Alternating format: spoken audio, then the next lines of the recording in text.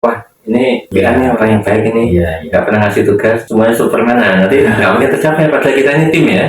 Apapun posisinya kita, atau mungkin sebagai manajer, atau sebagai staff, atau sebagai tim, kan diniatkan kita mau belajar dan mengkosongkan gelas kita. Kosongkan gelas, ya, gelas.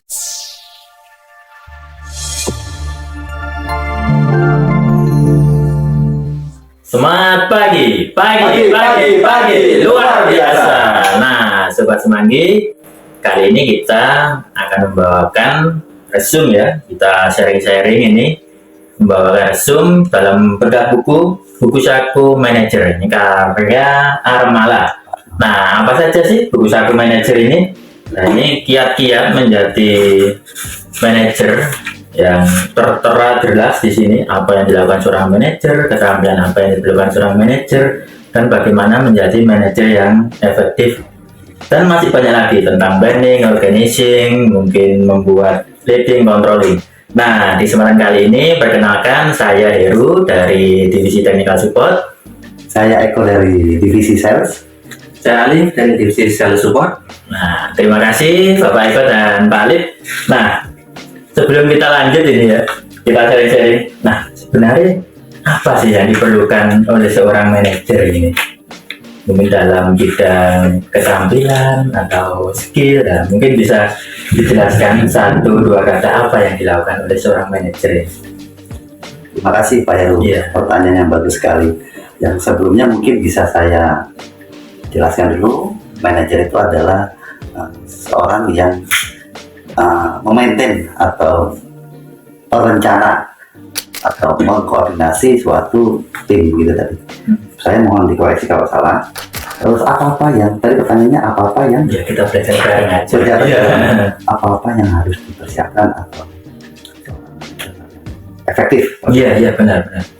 Jadi kalau menurut saya itu poin pertamanya, seorang manajer itu harus bisa kontrol ke timnya, kontrol pekerjaan di timnya. Terus yang kedua, seorang manajer itu sebagai motivator juga bisa, atau memberikan semangat ke timnya.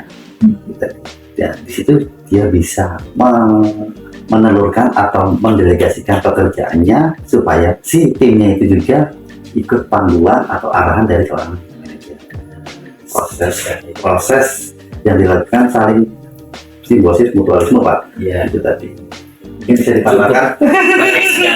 Penjelasan mungkin ada tambahan dari Pak Alif ini. Senior kita ya. Silakan mungkin. Terima kasih. Saya setuju dengan disampaikan Pak Alif tadi. Jadi walaupun manajer kita tetap sama-sama belajar ya. Iya benar. Dan sama-sama belajar. Jadi kalau menurut pendapat saya, menjadi seorang manajer itu sebenarnya kita sedang memainkan peran. Nah, peran kita itu membawa tim kita ini mau kemana sesuai SOP yang berlaku. Jadi kita peran walaupun bertentangan ya. Saya ini orangnya mungkin pendiam, tapi ketika dapat amanah ya sebagai seorang pemimpin tim, nah kita tidak bisa selalu diam. Nah ini tim kita bukan robot, kita harus bisa mulai dari pendelegasian, kemudian monitoring, kontrol, dan yang pertama plan tadi yang pertama nih, plan, kemudian pendelegasian, kemudian controlling, seperti itu. Jadi kita nggak perlu populer juga. Wah ini nih orang yang baik ini, nggak pernah ngasih tugas, semuanya Superman, nanti nggak mungkin tercapai pada kita ini tim ya. Kita butuh kerjasama ya Pak. Kerjasama diperlukan. Betul. Jadi kita mungkin menguasai, tapi alangkah baiknya tim kita ini kan orangnya muda-muda semua ini. Nah, bisa jadi bisa bekerja lebih cepat dari kita sehingga nanti targetnya itu tercapai. Amin. Nah, kita mainkan peran kita sebaik mungkin sesuai SOP. Nah, kita berperan sebagai seorang manajer tadi. Kita planning, kemudian memberi tugas, kemudian yang kemarin di Semanggi itu coaching ya. Nah, terutama coaching itu. Jadi nggak bisa kita lepas walaupun secara ketika rekrutmen kualitasnya bagus ini, tapi tetap perlu coaching. Siapa tahu disiplin ilmunya itu bisa lebih kita optimalkan di bidang divisi kita masing-masing. Ada potensi ini ya. Nah, kita kan tugasnya manajer kan ini menggali potensi ya, menemukan potensi. Betul, misalnya si A ini bisa komputer ini, ternyata dia punya bakat bisa olahraga bagian renang, karena dia bisa mengajak olahraga.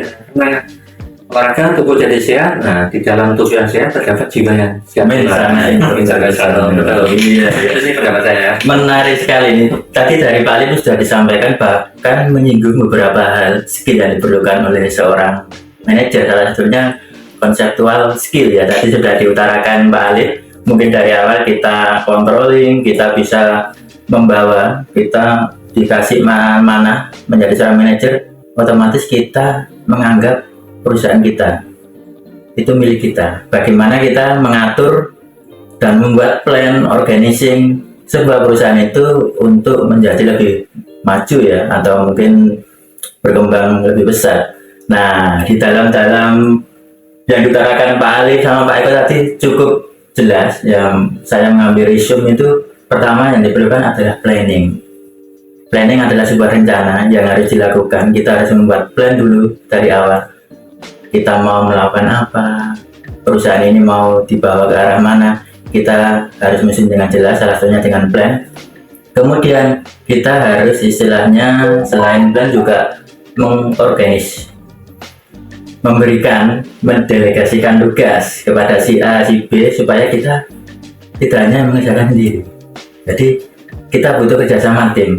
Bahkan kerjasama tim ini juga meluas ke berbagai sektor lintas divisi. Ya, misalkan di bagian teknikal seperti ini, kita bisa memerlukan bantuan seorang sales di bagian divisi sales untuk mungkin negosiasi customer harga.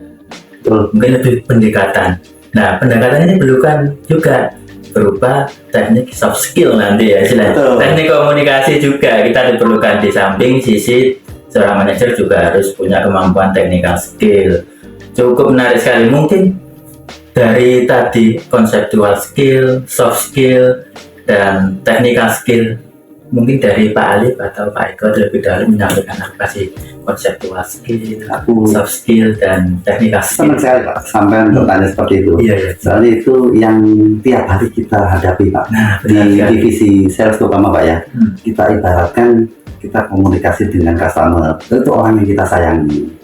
Jadi pendekatan yang bersifat memanusiakan manusia. Ya. Contohnya yang saya sorot di sini adalah tentang soft skillnya dulu. Oke lah, situ nanti ada turunannya di hard skillnya seperti penawaran produk atau spesifikasi tentang produk itu sendiri. Tapi biasanya itu nomor 10, nomor 11 Pak.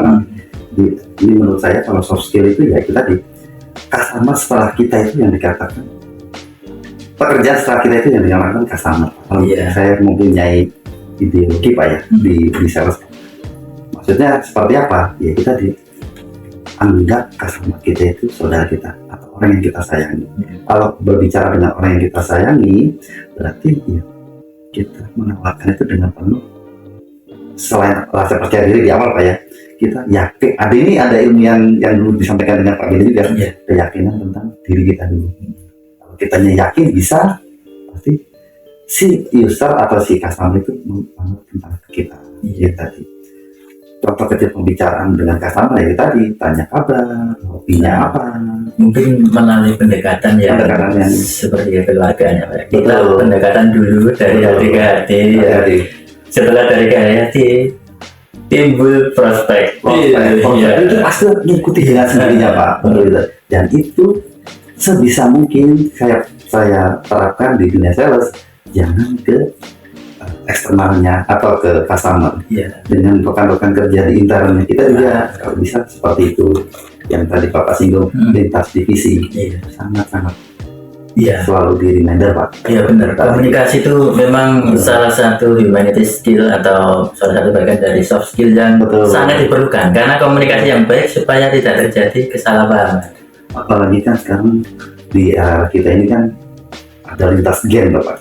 Yang barusan di grup Semanggi Pak, antar lintas gen yang kalau pendekatannya kurang bisa, ternyata ada kesalahpahaman.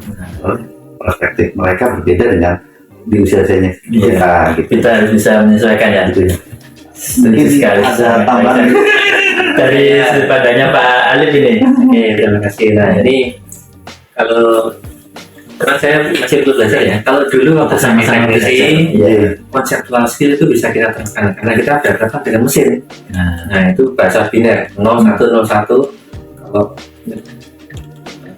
negatif atau negatif, nah pasti ada yang short, Nah, kayak kemarin itu Pak ya. ya, pasti seperti itu. Tapi ketika di sales support berhadapan dengan manusia, nah saya belajar apa yang dinamakan empati. Nah, jadi bagaimana kita betul di posisi customer, memposisikan diri kita betul, sebagai customer, customer. betul ya, customer bagaimana ketika mengalami kendala ataupun ketika kita pun sudah bisa kita kasih apresiasi, terima kasih. Kemudian pendekatan juga ini tadi yang Pak Eko mungkin menyapa, nah itu secara emosional kerasa.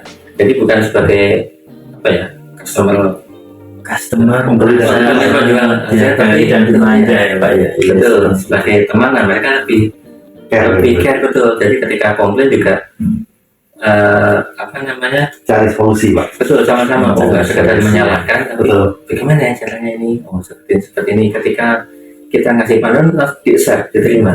Jadi nggak serta-merta, oh udah ini produknya yang jelek, mungkin kita cek dulu Pak, Iya. caranya ini, oh iya ya ternyata seperti itu. Jadi kombinasi ya antara konsep sama soft skill harus seimbang. Bahkan dengan kalau ditingkatkan soft skillnya, nah nanti konseptualnya bisa mengikuti konsep produk. Bisa jadi apalagi di era gen terbaru Gen Z ini ya. Gen Z.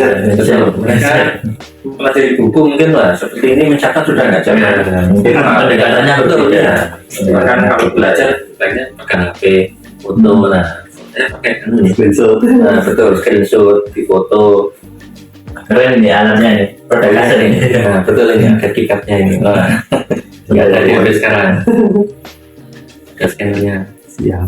Cukup Ya. menarik sekali ya Betul. Pak Alif dan Jadi, Pak Eko. Pola belajarnya kan sudah beda. Apalagi mereka kalau kita sentuh di secara soft skill, bahkan mereka mau belajar sendiri. Nah ini yang luar biasa. Jadi belajar di YouTube, mencari sendiri. Jadi pengen semacam pembuktian. Nah kita kayak betul. Ya mungkin tugasnya seorang manajer lah, manajer bisa dianggap sebuah leader itu mungkin mengarahkan. Kita memberikan motivasi ya Pak Alif. Motivasi menjadi pribadi yang lebih baik ke rekan kerja kita. Gitu. Bahkan mungkin bisa memberikan motivasi ke customer. Bahkan customer kadang kan jarang ini juga, melihat panduan, mintanya dipandu atau mungkin langsung dikerjakan, oke. Iya. Kita juga bisa memberikan motivasi ke customer. Nah, ketika customer itu, ternyata begini ya, responnya gini, saya tidak hanya dipandu, tapi saya juga diberikan saran customer, maka customer akan trust. Namanya itu percaya. benefit yang diterima. Iya, Sip, benar-benar. mantap. Ada tambahan ini cukup menarik sekali nih Pak Ika ya, pembahasan buku Sampai desa kita ya senang buku saya. aku manajer dengan Pak Alif ini sangat banyak sekali yang akan dibahas. Nanti mungkin di next sesi kita akan melanjutkan pembahasan dari buku Saku Manager ini karya Armala yang mungkin tentang planning apa, organizing apa, leading apa, controlling apa. Mungkin ada sedikit tambahan Pak. Iya, Mungkin ada sedikit tambahan. silakan. Apapun posisinya kita, atau mungkin kita sebagai manajer, atau sebagai staff, atau sebagai tim, kalau diniatkan kita mau belajar dan mengkosongkan gelas kita. Kosongan gelas. Ya, jelas. Jadi biar mudah ilmu itu diserap, jangan melihat siapa yang memberikan pelajaran, tapi kita melihat ilmu itu bermanfaat dari siapapun. Dari tukang beca ya ada ilmu, Iya, dari benar. pemulung juga ada ilmu. Iya. Bisa Jangan melihat covernya ya. covernya. Ya, intinya yang disampaikan itu tadi. Siap. Menarik sekali. Terima kasih Pak Alif dan Pak Eko. Saya ini masih banyak belajar Sama. dari beliau ini yang sangat-sangat senior. Terima kasih. Mungkin sekian beda buku Semanggi University. Buku Saku Manager, kita akan membahas hal-hal menarik lagi, buku-buku lagi yang menarik lagi dalam kesempatan selanjutnya. Terima kasih, semangat pagi luar biasa.